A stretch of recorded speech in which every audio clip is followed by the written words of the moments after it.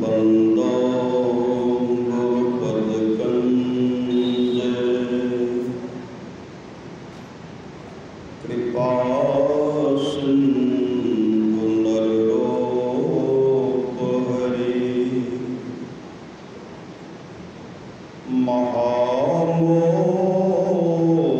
तब कुंज जासु बचने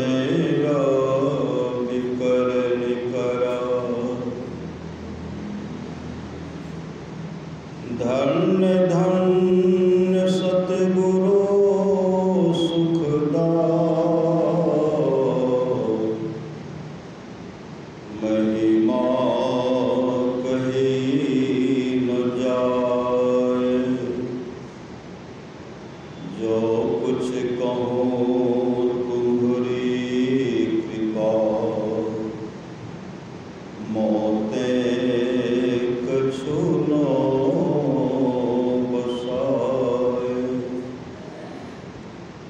अव्यक्त रूप में प्रातः स्मरणीय आनंद श्री देव सत्य परम पूज्यपाद सदगुरु महाराज के चरणों में कोटि कोटि नमन। विशिष्ट गुरुजन उपस्थित सत्संग के महानुभावों,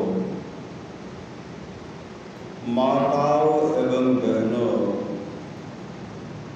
सभी के अंदर में बैठे हुए परमात्मा को कोटि कोटि नमन। संत महात्मा लोग कहते हैं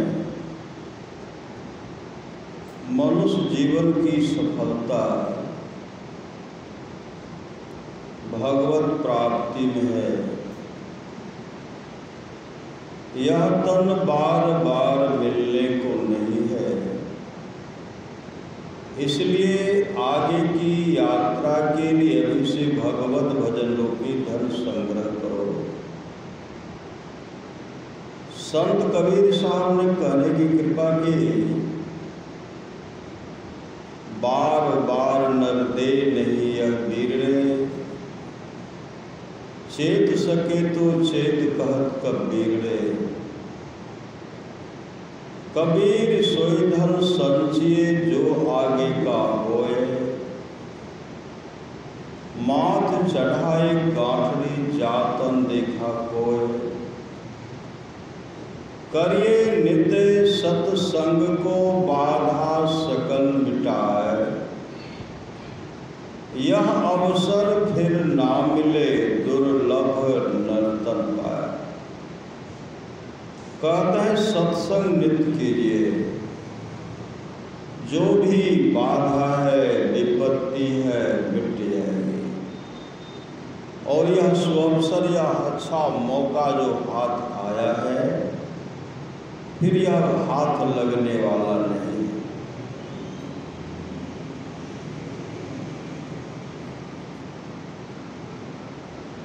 इसलिए अपने जीवन को भगवतमय बना लीजिए। भगवतमय, भागवतमय, सत्संगमय बना लीजिए। जिसका जीवन सत्संगमय हो गया, उसका इहलोक परलोक मंगलमय हो गया। भगवान श्री कृष्ण की वाणी है निष्पाप उद्धव जी, कोई कितना भी अश्वमेध जग कर ले, कृष्णचंद्रायण आदि आदि व्रत कर ले, उसके द्वारा में सुलभता से प्राप्त नहीं होता।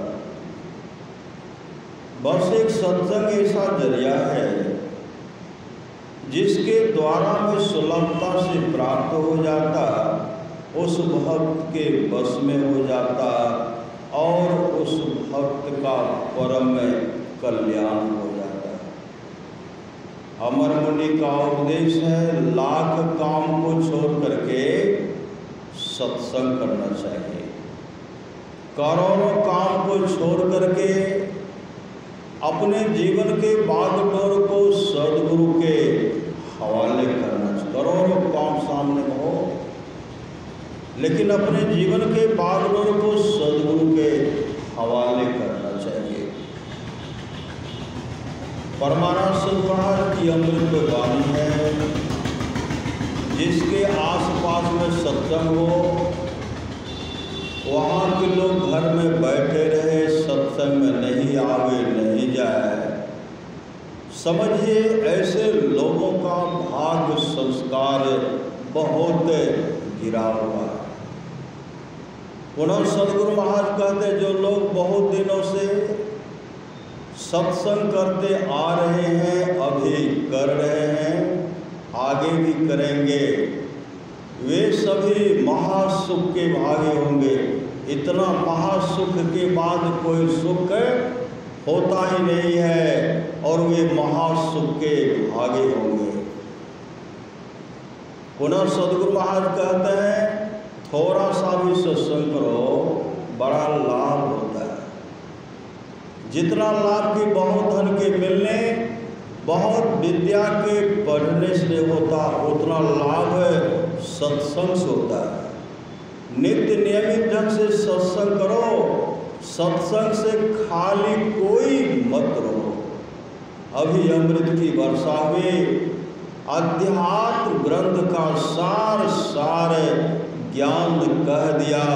जिसको याद रहा उसको अमृत मिला, जिसको याद नहीं रहा उसने अमृत को खो दिया। थोड़ा सा भी सत्संग करो। आप लोग जानते होंगे, भगवान बुद्ध आश्रम में बैठे हुए थे। एक ब्राह्मणी वहां पहुंचे, अपने इकलौता पुत्र को लेकर के। ब्राह्मणी भगवान बुद्ध को प्रणाम करते हैं। जब प्रणाम किए, भगवान बुद्ध उनको आशीर्वाद दे, दीर्घजीवी भव। 5 साल का जो ब्राह्मण कुमार था, जब वो प्रणाम करते हैं, भगवान बुद्ध कुछ नहीं बोलते। भगवान बुद्ध अपने सिर को नीचे झुका दिए, आनंद कहते बनते। इनके माता पिता को प्रणाम किए तो आप इनको दीर्घजीवी होने का आशीर्वाद दिए। और यह जब ब्राह्मण कुमार इकलौता पुत्र है, आपको प्रणाम किए तो आप कुछ नहीं बोले, भगवान इसे आशीर्वाद तो दीजिए। आनंद आग्रह कर रहे, तब भगवान बुद्ध कहते, आनंद मैं इसे क्या आशीर्वाद दूँ? यह ब्राह्मण कुमार मात्र 7 दिन जीवित रहेगा। यह ब्राह्मण कुमार मात्र 7 दिन जीवित रहेगा। इतना सुनते ही ब्राह्मणी रोने लगे। आनंद कहते, भंते इकलौता पुत्र है, कोई उपाय तो कीजिए। तब भगवान बुद्ध कहते, देखो आनंद, इसके लिए 7 दिन तक सत्संग कराना पड़ेगा। 7 दिन तक सत्संग कराना पड़ेगा। और उस सत्संग में त्रिपिटक ग्रंथ धम्मपद की चर्चा होगी, त्रिपिटक ग्रंथ का पाठ होगा। और ऐसा घेरा बनाओ, घेरे के अंदर में 7 दिन तक भक्त सब रहेंगे। या ब्राह्मण कुमार भी घेरे के अंदर में रहेंगे और 7 दिन तक लगातार सत्संग सुनेगा। ऐसा घेरा बनाया गया। घेरे के अंदर में 7 दिन तक सत्संग हुआ। अब ब्राह्मण कुमार आगे में बैठ करके, भगवान बुद्ध मंचासीन है और आमने सामने, वह जो 5 साल का ब्राह्मण कुमार था, भगवान बुद्ध के आमने सामने बैठ गए। एकटक भगवान बुद्ध को देख रहे थे, भगवान बुद्ध भी देख रहे थे। 7 दिन तक लगातार सत्संग का श्रवण की, सत्संग सुनी। 7वें दिन सत्संग समाप्त होता है। 8वें दिन वह ब्राह्मण कुमार जब भगवान बुद्ध को प्रणाम करने के लिए गए, जब प्रणाम करते हैं, भगवान बुद्ध कहते हैं, दीर्घजीवी भव। आनंद कहते, बनते। जो ब्राह्मण कुमार मात्र 7 दिन जीवित रहने वाला था, 7 दिन तक जो आपके पास बैठकर सत्संग का श्रवण किया, आपने उसे आशीर्वाद दिया दीर्घजीवी भव, यह ब्राह्मण कुमार कितने वर्ष जीवित रहेगा? भगवान बुद्ध कहते हैं 120 वर्ष। 120 वर्ष। जो बात दवा से हो न सके वो बात दुआ से होती है। कामिल मुर्शिद मिल जाए तो बात खुदा से होती है। इस सत्संग का फल है। परमानंद सुभाष कहते थोड़ा सा भी सत्संग करो, बड़ा लाभ होता। आप लोग जानते होंगे बफनगावा की बात। बफनगावा एक समय ऐसा आया, बहुत लोग गुरुदेव के पास गए और गुरुदेव से कहते थे अमुक समय का अमुक तारीख को जो सत्संग है वह हम लोगों को दे दीजिए। पैरवी पर पैरवी कर रहे हैं, हमको दे दीजिए। बाबा के पास जा रहे हैं, बाबा वहाँ आते हैं और गुरुदेव से कहते हुजूर अमुक तारीख का सत्संग ये लेना चाहते हैं, इनको सत्संग का समय दे दीजिए। परमाराज सदगुरुराज ने कहा वह सत्संग जो होगा हम अपने मन से देंगे, किनको देंगे किनको नहीं देंगे उसमें पैरवी करने की कोई आवश्यकता नहीं। हम खुद किनको सत्संग देंगे हम देंगे। अब सब चुप हो गए। एक सज्जन टहल रहे थे, बगल हो करके इधर से उधर जा रहे थे, गुरुदेव के पास नहीं आ रहे थे। क्यों नहीं आ रहे थे? वो तो आए थे गुरुदेव का दर्शन करने के लिए। गरीब भक्ति थी, गरीब। और देखते हैं बड़े बड़े को जब सत्संग का समय नहीं दे रहे हैं, पूज्यपाद संशीव आदि पैरवी कर रहे हैं, उनको समय ही नहीं दे रहे हैं। वो बगल में खड़े थे, सब सुन रहे थे। गुरुदेव कहते इधर आओ, दौड़ करके आए और गुरुदेव कहते हैं फलाना तारीख को सत्संग वहाँ कराओ। तो कहते हुजूर हम बहुत गरीब आदमी छी, बहुत गरीब, हमारा पास वो व्यवस्था नहीं है, हमारा सामर्थ्य नहीं है। गुरुदेव ने कहा सत्संग कराओ और चंदा लेकर के भी 10 से सहयोग लेकर भी, लेकिन सत्संग तो कराओ। अब गुरुदेव उनको सत्संग का समय दे दिए। सब कहते हैं ले लीजिए, सब अच्छा होगा। सत्संग का लिए सत्संग का समय ले लिए। और जब वो अपने गांव गए, गांव सब सत्संगी को कहने लगे अमुक तारीख को मेरे यहाँ गुरुदेव का पदार्पण होगा, उस सत्संग में आप लोग आइए और आप लोग मदद भी कीजिए। श्री सद्गुरु महाराज की जय। गांव के एक भी लोग उनको मदद नहीं किए। गांव के सत्संगी जो थे वो भी क्या कहते हैं गुरुदेव इनके यहाँ आएंगे, बड़े बड़े के यहाँ तो जाते ही नहीं है, इस गरीब के यहाँ आएंगे। वो कहते थे कि गुरुदेव हमको सत्संग का समय दिए हैं, अपने मन से हमको बुला करके दिए हैं। वो लोग विश्वास नहीं किए। जब वो लोग विश्वास नहीं किए दूसरे गाँव चले गए। दूसरे गांव के लोग को जब कहे, दूसरे गांव के लोग ने उनको मदद भी किए, चंदा भी दिए और सब के भी हम लोग आएंगे। धीरे धीरे धीरे जब सत्संग का समय नजदीक आया, पंडाल बनने लगा। जब पंडाल बनने लगा तो गांव का जो सत्संगी था उनके मन में गुरुदेव नहीं आएंगे, लेकिन कोई तो कोई अवश्य आएंगे, अब हम लोगों को जाना चाहिए। तब तमाम सब आए और जो भी अनवेदी थे कोई मदद नहीं की। जब सत्संग बन करके पंडाल बन करके तैयार हो गया, गुरुदेव का पदार्पण होने ही वाला था, उस घर में एक बच्चे की मृत्यु हो गई। एक बच्चे की मृत्यु, बच्चे की जब मृत्यु हो गई, जो सत्संगी नहीं तो क्या कहते थे क्या कर रहा है। सत्संग का समय भी लिया, बेटा भी मर गया, अभी भी वापस कर दो, अभी भी सत्संग को वापस कर दो, घुमा आओ। और घुमाने वाला सत्संग है, बुरा आओ।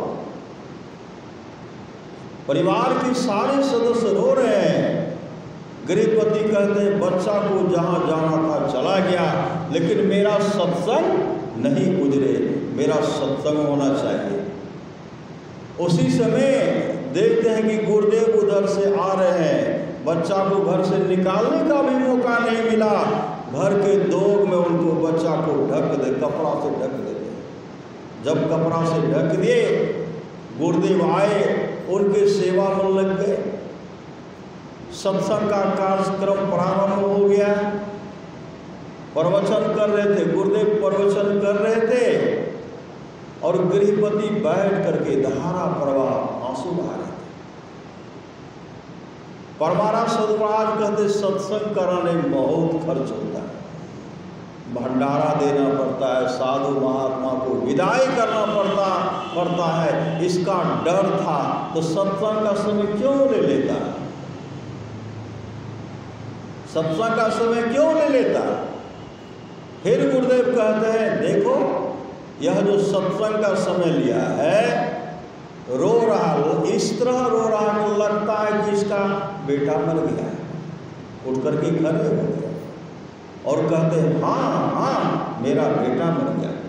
परमाराज सुखराज कहते हैं ये क्या बोल रहे हैं। कहते हैं हाँ बुजुर्ग, एक छोटा सा लड़का है, उसका मृत्यु है। गुरुदेव कहते बच्चा कहाँ है। गृहपति कहते बच्चा घर के दोग में, कोठी के दोग में रखा हुआ है। गुरुदेव उसी समय उठते हैं, एक फूल लेते हैं, कहते हैं एक फूल हम भी चढ़ा देते हैं।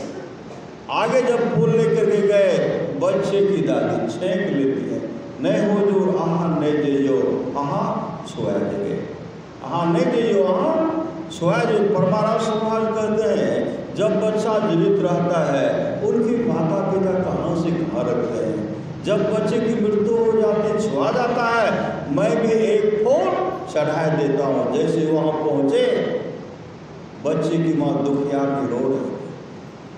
गुरुदेव कहते इस बच्चे को उठाओ और उसे दूध पिलाओ, एक फूल रखते हैं। दुखियानी दौड़ पड़ी, बच्चे को उठाती, बच्चा रोने लगता है, दूध पिलाती है, बच्चा दूध पीने लगता है।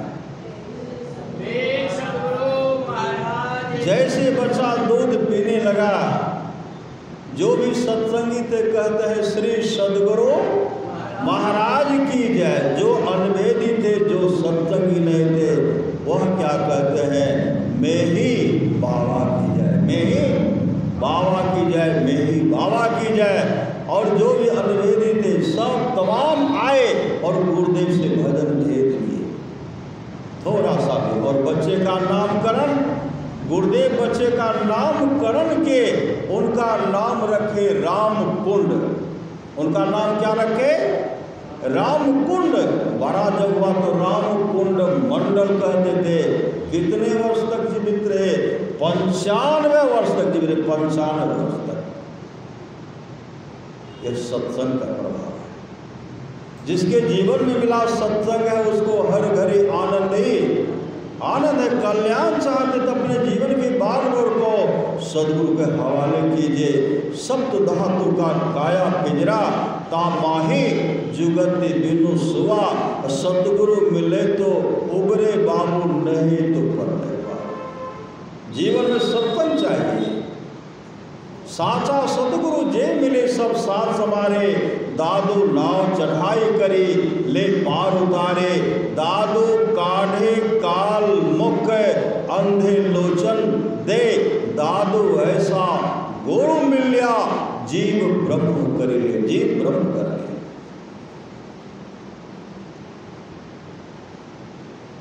परमाराज सदगुरु महाराज भगवान बुद्ध के रूप में परमाराध सदगुरु महाराज जी आए थे, सदगुरु महाराज आए थे। गुरु नानक देव जी के रूप में परमाराध संत सदगुरु महाराज आए थे। गुरु गोविंद सिंह जी महाराज के रूप में सदगुरु महाराज आए थे। समर्थ रामदास जी महाराज के रूप में सदगुरु आए थे।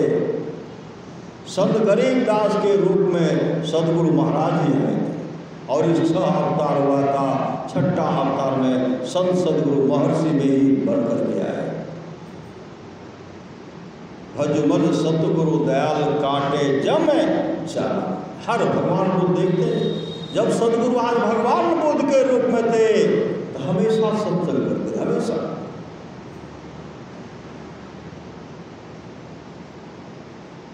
एक दिन की बात है, आप लोग जानते होंगे सेठ अनाथ पिंडक, और उनके यहाँ देवता रहते थे, देवता रहते थे। सेठ अनाथ पिंडक सत्संग कराते थे और दान भी करते थे।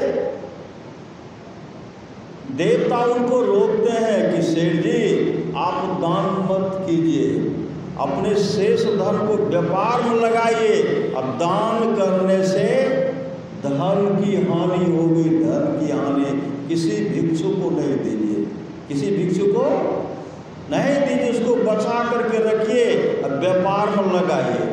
अनाथ पिंडक उनको डांटने लगे और कहते हैं जब मैं दान करता हूँ तो रोकता है, तो मेरे घर से इसी समय निकलता, इसी समय मेरे घर से निकल जा, डांट करके सेठ अनाथ पिंडक देवता को घर से निकाल दिए। देवता चले गए भगवान इंद्र के पास। भगवान इंद्र से कहते भगते, भगवान इंद्र से कहते भगवान, सेठ अनाथ पिंडक के यहाँ जो हम रहते थे बराबर वहाँ सत्संग होते रहता था, स्तुति प्रार्थना होते रहता था, वहाँ बहुत अच्छा मन लगता था। लेकिन मैंने उन्हें कहा कि दान मत कीजिए, जैसे कहा दान मत कीजिए, हमको घर से निकाल दिए। हम पूरे भ्रमण किए, उतना सुंदर जगह हमको कहीं नहीं मिला, कहीं नहीं मिला। तो कोई युक्ति बताए कि जिस जैसे हमको फिर वहाँ जगह मिल जाए। भगवान इंद्र कहते तू तो देता है, अरे तू तो जो चाहेगा सो हो जाएगा।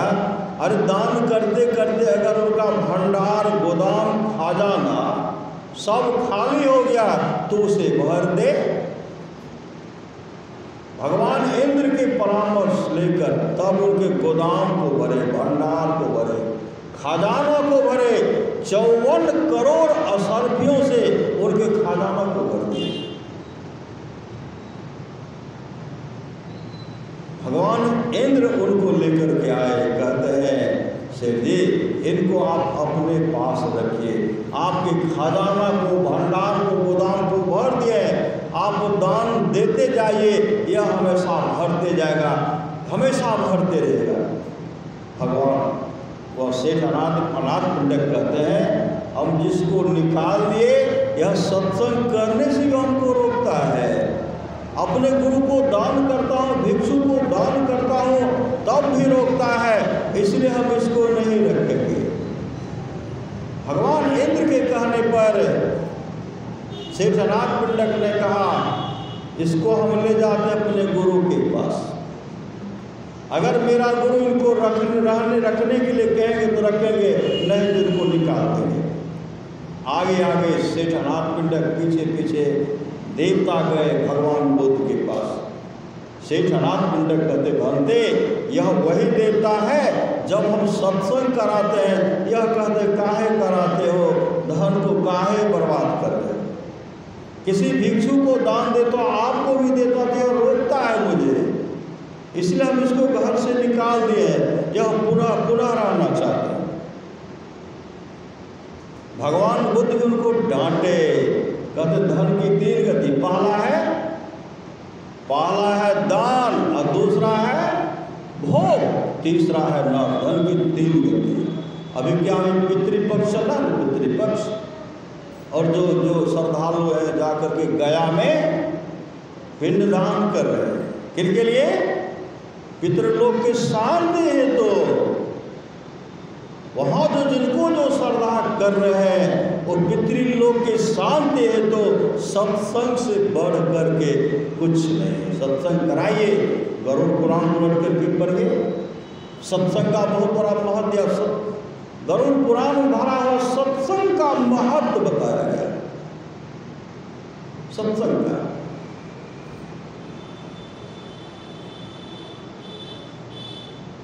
धुंधकारी को जानते हो? धुंधकारी बहुत बड़े दुराचारी, बहुत बड़ा दुराचारी।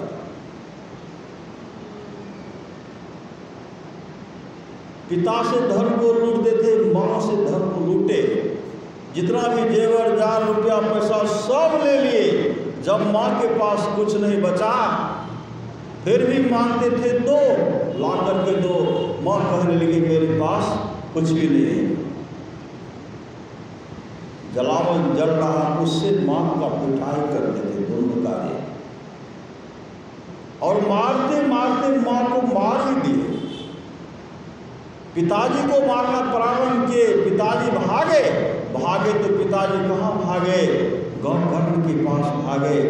गौकर्ण ने कहा पिताजी तमाम मोह माया को छोड़िए, आप जाइए जंगल में जाकर के तपस्या कीजिए, ध्यान कीजिए, अपने जीवन को सफल सार्थक कर लीजिए। पिताजी भागे जंगल भागे, पहले से अपने जीवन के बाद उनको सदगुरु के हवाले किए थे, और उनके पिताजी मोक्ष को प्राप्त करते हैं। माँ दौड़ पड़ी कुएं में डूब करके मर गई। धुंधकारी का विचार अच्छा था नहीं। घर में बेश्या को लाए, अब धन में राजा के यहाँ चोरी करके डाका डाल करके लाए।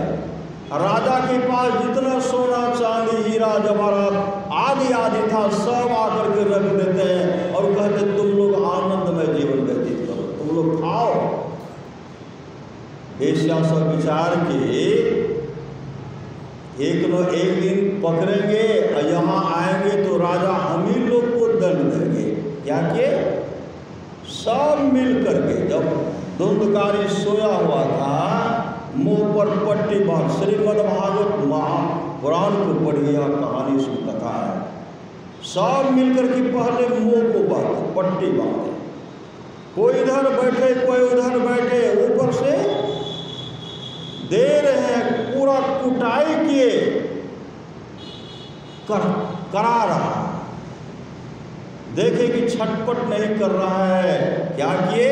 उनके शरीर में तेल डाल करके आग लगा दिए बेश्या से, फिर भी प्राण नहीं छूट रहा। सब मिलकर के क्या करते हैं? एक गड्ढा खोदे और गड्ढा खोद करके धुंधकारी को उसमें दे दिए, ऊपर से जिंदा है सुख सुख कर रहा, मतलब जिंदा है, जिंदे दफना दिए, बन गए प्रेत। श्री सदगुरु प्रेत बन गए, प्रेत। अब प्रेत जब बन गए थे, इधर दवा करते थे उधर दवा करते थे, गांव के किसी लोग को शांति से वो रहने के लिए नहीं देते। किसी पर सवार होते थे तो कौन हो, तो हम धुंधकारी, सबको परेशान कर दिए। इनके व्यवहार से गौकर्ण भाग गए, गौकर्ण चले गए भ्रमण करने के लिए, तपस्या करने के लिए। कई वर्षों के बाद जब गौकर्ण आते हैं तो क्या देख रहे हैं? घर सुनसान, घर सुनसान। वहाँ जैसे संध्योपासन ध्यान करते हैं, उसी समय एक भैंसा आता, भैंसा आया। उसके बाद एक कोई व्यक्ति आता है, रूप बदल बदल कर आता है, शरीर में आग लगा हुआ, बचाओ बचाओ, तरह तरह से मिट्टी उखाड़ करके, वृक्ष उखाड़ करके जमा कर रहे। कहाँ से ढेला लाते थे कहना मुश्किल है, पूरा जमा कर दिए, पूरा परेशान कर दिए, पूरा तबाह। आंख बंद करते हैं, जब देखते आंख बंद करने का जैसे दृष्टियों का क्रिया, आंख बंद करते हैं, देखे यह तो धुंधकारी, यह मेरा भाई धुंधकारी, ये तो प्रेत जोनि को प्राप्त कर गया। आंख खोलते कहते कौन हो? का भैया हम धुंधकारी हैं, तुम्हारी ये हालत, सब बात बताए।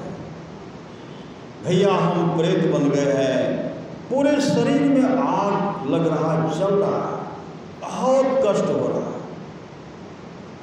अच्छा तुम्हारे मुक्ति का हम व्यवस्था करते हैं। क्या किए?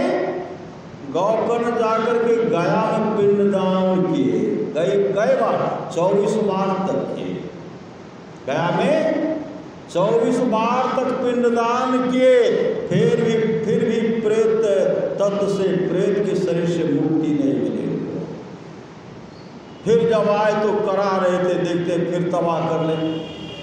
कौन हो? धुंधकारी। तुम्हारे लिए 24 बार तक गया में जाकर के पिंडदान के, फिर भी तुम कहा भैया उससे काम मेरा नहीं बनेगा, मेरे लिए सत्संग करवा दीजिए, मेरे लिए भागवत कथा जो है कहलवाइए, भागवत कथा का व्यवस्था कर दीजिए और सत्संग सुना दीजिए हमको।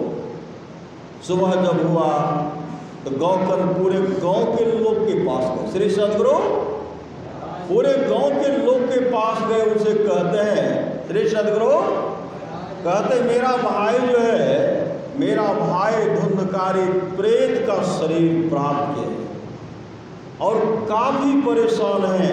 हम चाहते हैं कि भागवत कथा हो और उसमें आप लोग मदद कीजिए, आप लोग भी श्रोता बन करके आइए। सब कहने लगे हम लोगों को भी तो परेशान करता है, इस पर भी सवार हो जाता। सब तबाह थे। एक विचार के तो एक ऐसा व्यवस्था किया गया, भागवत कथा प्रारंभ हुआ, पूरे श्रोता सब आए। जब भागवत कथा प्रारंभ हुआ उसी समय धुंधकारी भी प्रेत योनि में प्रेत का शरीर लेकर के प्रकट हो जाते हैं। इधर प्रेत बहुत चालाक होता है, श्री सदगुरु प्रेत बहुत चालाक होता है। श्रीमद् भागवत कथा में कि प्रेत बहुत चालाक होता है। देख रहे इधर उधर देख रहे, कहीं मौका नहीं मिला तो देखते एक 7 पौर का बांस का खंभा खुट्टा रखा हुआ, उसमें खुट्टा जो रखा था उसमें छिद्र देखते, छिद्रे में प्रवेश कर गए प्रेत, सूक्ष्म रूप में वहाँ प्रवेश कर गए। जब भागवत कथा प्रारंभ हुआ, पहला दिन जैसे भागवत कथा प्रारंभ हुआ, एक बांस का पौर, एक पौर फटा, दूसरा दिन 2 पौर फटता है, तीसरा दिन 3, एवं प्रकार से 7वें दिन तक में 7वां पौर फट गया और उसी समय वह दिव्य रूप में प्रकट होता है। कैसा रूप? भगवान विष्णु के रूप जैसा, जो भगवान विष्णु का रूप स्वरूप है उसी रूप स्वरूप जैसा प्रकट होता है।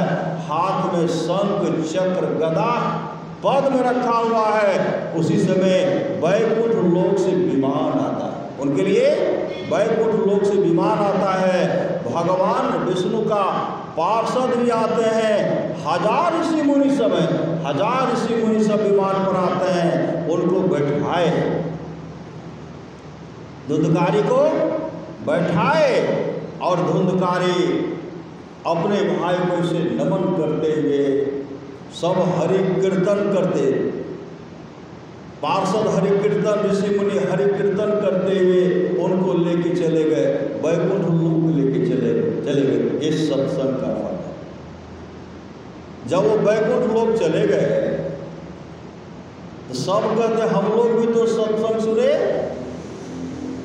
हम लोग भी सत्संग सुने, लेकिन हम लोगों के लिए विमान नहीं आया। तो कहते हैं जिस श्रद्धा से धुंधकारी ने सत्संग का श्रवण किया, उस श्रद्धा प्रेम से आप लोग नहीं सुने, नहीं किए, इसलिए आप लोगों के लिए विमान नहीं आया। कुछ दिन के बाद फिर भागवत कथा प्रारंभ हो गया, पूरे गांव के लोग आए भागवत कथा सुनने के लिए। जैसे पूरे गांव के लोग आए, मनोयोग पूर्वक से श्रद्धा से, भागवत कथा का मतलब होता सत्संग। श्री सदगुरु जिस सत हम लोग इसको भागवत कथा कहिए कि सत्संग कहिए, सत्य का संग मतलब परमात्मा का संग। जैसे फिर प्रारंभ हुआ, सत्संग लगातार चलता रहा। एक दिन ऐसा समय आया जब वैकुंठ लोक से विमान आता है, विमान पर भगवान विष्णु के पार्षद भी आते हैं। तमाम जो सत्संग बैठे हुए थे सबको कहते अपना अपना जगह ले लीजिए। तमाम जगह लिए, तमाम बैठे और श्रीमद् भागवत को पढ़िए। उस गांव में एक चौपाया भी नहीं रहते, चौपाया भी वैकुंठ लोक को चले गए। कुत्ता बिल्ली सर्प चूहा जितने भी गांव में थे सब वैकुंठ लोक को चले गए। इस सत्संग का फल है। इसलिए परमानंद समाज की वाणी है, थोड़ा सा भी सत्संग करो बड़ा लाभ होता है। जितना लाभ की बहुत धन के मिलने, बहुत विद्या के पढ़ने से होता है, उतना लाभ सत्संग से होता है। सुने सुनी समझहि जन मुदित मन मज्जहि अति अनुराग लहहि चारि फल अछतनो साधु समाज त्याग। और यह भी सुने थे वाल्मीकि नारद घट जोनी निज निज मुखन कहे निज मुनि। वाल्मीकि कौन थे? बटवार थे, रत्नाकर के नाम से जाने जाते थे, लुटेरा का काम करते थे। वाल्मीकि नारद घट जोनी, नारद जी भी पहले गंधर्व लोक के वासी थे। आप लोग जानते हो नारद जी को, पहले गंधर्व लोक के वासी थे नारद जी। ब्रह्मलोक में ब्रह्मा जी सत्संग करवा रहे थे, ब्रह्मा जी सत्संग करवा रहे थे। उस सत्संग में सब श्रद्धा से सुन रहे थे। एक गंधर्व था, अपने पत्नी से कप करने लगे। ब्रह्मा जी देख रहे थे, ब्रह्मा जी से नहीं रहा गया। ब्रह्मा जी डांटते कहते थे, दुष्ट, सत्संग में बात करते हो, गप करते हो, जो सत्संग बहुत दुर्लभ है। सत्संगति दुर्लभ संसारा, निमिष दंड भरी एको बारा। मति की रति गति भूत भलाई, जब यही जतन जहाँ जही पाए। सो जानब सत्संग प्रभाव लोको वेदना आन पाओ। सत्संग में बात करते हो, मैं तुम्हें साथ देता हूँ। मृत्यु लोक में ऐसी दुखियारी के कोख से पैदा लोगे, जहाँ रहने के लिए घर का अभाव होगा, पहनने के लिए वस्त्र का अभाव होगा, भोजन का अभाव होगा। गंधर्व गिरगिराने लगे, मेरा उद्धार कैसे होगा? ब्रह्मा जी कहते, जिस सत्संग का तुमने अनादर किया है, यही सत्संग जब तुम मृत्यु लोक में सुनोगे, श्रद्धा से सुनोगे, तेरा परम कल्याण हो जाएगा। एक गरीब के घर में पैदा लेते हैं, पिताजी संसार सर्वस्व, अब माँ दूसरे के यहाँ चौका बर्तन करती है, माँ चौका बर्तन करती है। और इतने समर्पित होकर के माँ के साथ आगे बढ़े, माँ काम कर रही है, अब माँ फिर दूसरे चौका बर्तन करके गाय दोहने के भी काम करती है।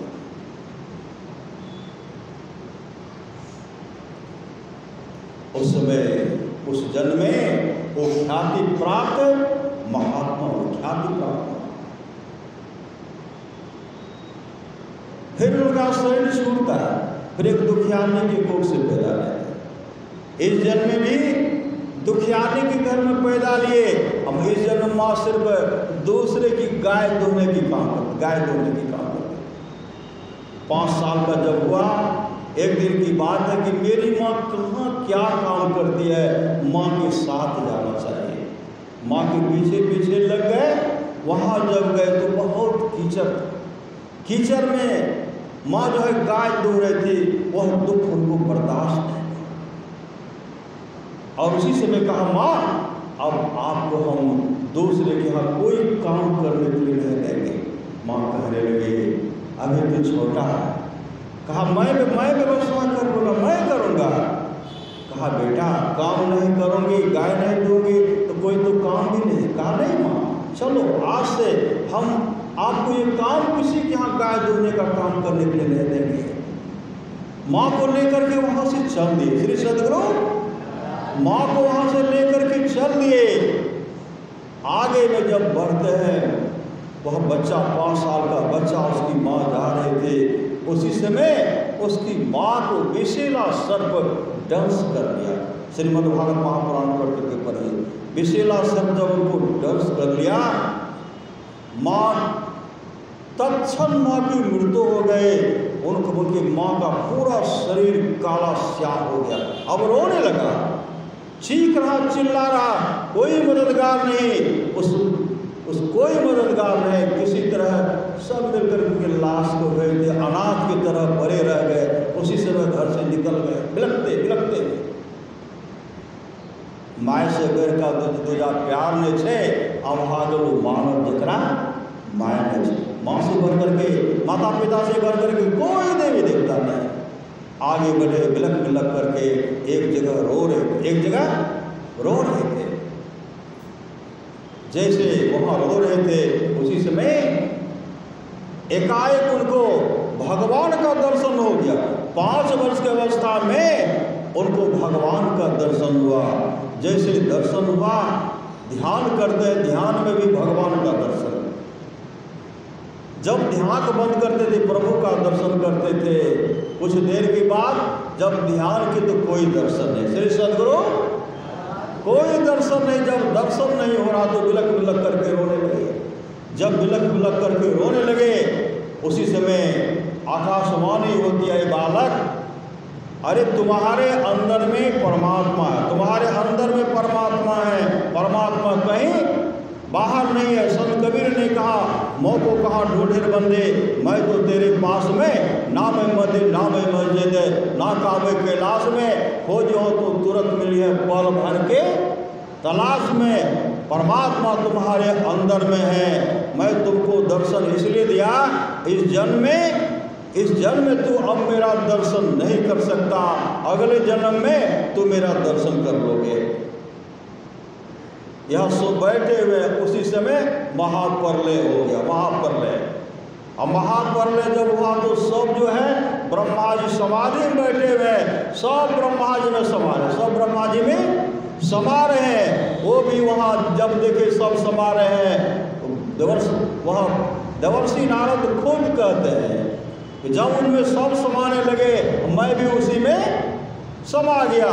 जैसे भगवान ब्रह्मा समाधि में बैठे हुए हैं, मैं भी उनमें समा गया। मैं भी भीतर में हूँ, भीतर में मैं भी ध्यान भजन कर रहा हूँ। मैं ध्यान भजन कर रहा, क्योंकि मैंने गुरु से युक्ति लेकर के ध्यान भजन करता था। उसके बाद महाप्रलय होने के बाद पूरा जलमग्न हो गया। फिर जब जो था धरती का समाप्त हुआ, फिर ब्रह्मा जी जब सृष्टि करने लगे तो सब उनसे जो बाहर हो रहे थे, मैं भी तो भीतर बैठा, मैं भी पट बाहर हो गया। जैसे ब्रह्मा जी के सामने वे प्रकट हो गया। ब्रह्मा जी मेरा पीठ, देवर्षि नारद कहते हैं, ब्रह्मा जी मेरा पीठ ठोकते हुए कहते हैं, जा आज से तो मेरा मानस पुत्र कहलाएगा, आज से तो मेरा मानस पुत्र कहलाएगा। और इस जन्म में तो मोक्ष को, इसी जन्म में तो मोक्ष को प्राप्त करोगे। और देवर्षि नारद जब क्या करते थे, बड़े क्या करते थे, हमेशा नारायण न करते थे, हमेशा नारायण। एक बार कोई दूसरा शब्द कहते थे, बीच में किसी के बारे में अगर गप करते थे, उनके जीवन की बनाने का काम करते थे। नारायण नारायण नारायण हमेशा करते रहते थे, मंत्र जपते रहते थे। तो सुन लेते, वाल्मीकि नारद घट जोनी, निज निज मुखनि कहे निज होनी, जल चर थल चर नभ चर नाना, जे जर चेतन जीव जहाना, मति की रति गति भूत भलाई, जब जही जतन जहाँ जही पाए, सो जानब सत्संग प्रभाव, लोक वेदना। आज भी देवर्षि नारद सत्संग प्रकट हो जाता है, हनुमान जी प्रकट हो जाते हैं, भगवान शिव भगवान ब्रह्मा सत्संग में प्रकट हो जाते हैं। गोरखपुर में गीता कुटीर है, आप लोग जानते होंगे, हनुमान प्रसाद पोद्दार। हनुमान प्रसाद पोद्दार गीता कुटीर में सत्संग कर रहे थे। एक पुस्तक पढ़ रहे थे जिसमें अंगिरा ऋषि और देवर्षि नारद का प्रसंग बहुत सबको सुना रहे थे। जैसे अंगिरा ऋषि और देवर्षि नारद का प्रसंग सुनाने लगे, हनुमान प्रसाद पोद्दार के मन में हुआ, ये सब तो चिरंजीवी हैं, अगर इनका दर्शन हो जाता तो बहुत अच्छा होता। दर्शन होता तो बहुत, मन में हुआ कि दर्शन होता तो बहुत अच्छा होता। रात में जब सो गए, स्वप्न में क्या देखते हैं, उनके पास आते हैं देवर्षि नारद और अंगिरा ऋषि आते हैं स्वप्न में, और स्वप्न आकर के कहते हैं कि कल मैं आपके आश्रम गीता कुटी में दिन के 3 बजे आश्रम में आ रहा हूँ, हम और अंगिरा ऋषि दोनों मिलकर कहेंगे आपके पास। स्वप्न टूट गया। जैसे स्वप्न टूटता क्या कि पूरा गीता कोटि को गाय के गोबर से निपवाए। निपवाने के बाद 2 बजे 3 कुर्सी लगाए, 3 कुर्सी गेट के सामने भीतर आग लगाए। 3 कुर्सी, 1 कुर्सी पर अपने बैठे हैं और 2 कुर्सी खाली पड़ा हुआ। पक्का जब 3 बज गया तो देखते हैं 2 महात्मा मतलब सफेद वस्त्र में दोनों प्रवेश करते। इनके मन में हुआ, घड़ी भी देख लेती, लगता है देवर्षि नारद वो यहाँ आए तो हनुमान प्रसाद पोदार उनको प्रणाम किए, प्रणाम करते हैं और बैठ करके गप करने लगे। देवर्षि नारद कहते हैं, जो ब्राह्मण के रूप में थे, क्या कहते हैं, कल जो आप यहाँ सत्संग कर रहे थे, हम लोग भी सत्संग में कल आए थे। श्री सदगुरु, हम लोग भी सत्संग में आए थे, तो आप जो आपके मन में हुआ था देवर्षि नारद, हम दोनों के बारे में आप प्रसंग जो पढ़ा सुना रहे थे, हम दोनों मौजूद थे। आपके मन में आप बोले नहीं, आपके मन हुआ कि देवर्षि नारद और अंगिरा से चिरंजीवी हैं, अगर दर्शन होता तो बहुत अच्छा होता। मैंने आपके मांग को उसी से स्वीकार कर लिया, इसलिए रात में मैंने आपको स्वप्न के रूप में कहा, हम दोनों, एक देवर्षि नारद है, एक अंगिरा ऋषि है। हनुमान प्रसाद पोदार करते हैं, आप तो बलकलधारी हैं, आपके हाथ में तो बीना था, बीना रहता था, बीना है कहाँ, और जिस रूप में आप रहते हैं वही रूप का हमको दर्शन दे दीजिए। उसी समय सन्यास उस बलकल रूप में बीना लेकर के प्रकट हो गए। देवर्षि नारद की चरण में लिपट गए। परमारा स्वभाव की वाणी है, जैसे हम लोग किसी महात्मा का वाणी सुनते हैं न, गुरुदेव के प्रवचन तो सुनिए, जिस समय किसी महापुरुष की वाणी का हम लोग पाठ करते हैं, संत कबीर साहब की वाणी का पाठ कर रहे हैं, गुरु नानक देव जी की वाणी का पाठ कर रहे हैं, आदि आदि महापुरुष की वाणी का पाठ कर रहे हैं और उपदेश कर रहे हैं, ये मेरे मन में होना चाहिए कि मेरे सामने सद्य संत कबीर साहब प्रकट होकर कर रहे हैं, मेरे सामने गुरु नानक देव जी आदि आदि संत मेरे सामने प्रकट होकर कहते हैं और मानो मेरे सामने खड़े हैं। इस तरह जो श्रद्धा प्रेम से देखते हैं, हमेशा संत चिरंजीवी संत मरते रहे। और सदगुरु को मोक्ष भी नहीं चाहिए, सदगुरु को मोक्ष नहीं चाहिए। परमारा सुनाने ने कहा, सबको एक साथ कैसे मरोगे, कोई आगे मरोगे, कोई पीछे मरोगे, मेरे संग रहने वाले को तो गति नहीं होती। मैं मोक्ष नहीं चाहता, मैं बार बार आऊँगा, तब तक आऊँगा जब तक अपने सारे शिष्यों को मोक्ष नहीं दिला दो। अंदेशा किस बात की, इसलिए सत्संग नित्य और ध्यान नित्य कीजिए, इस लोक परलोक मंगलमय होगा। बोलिए प्रेम से श्री सद्गुरु महाराज।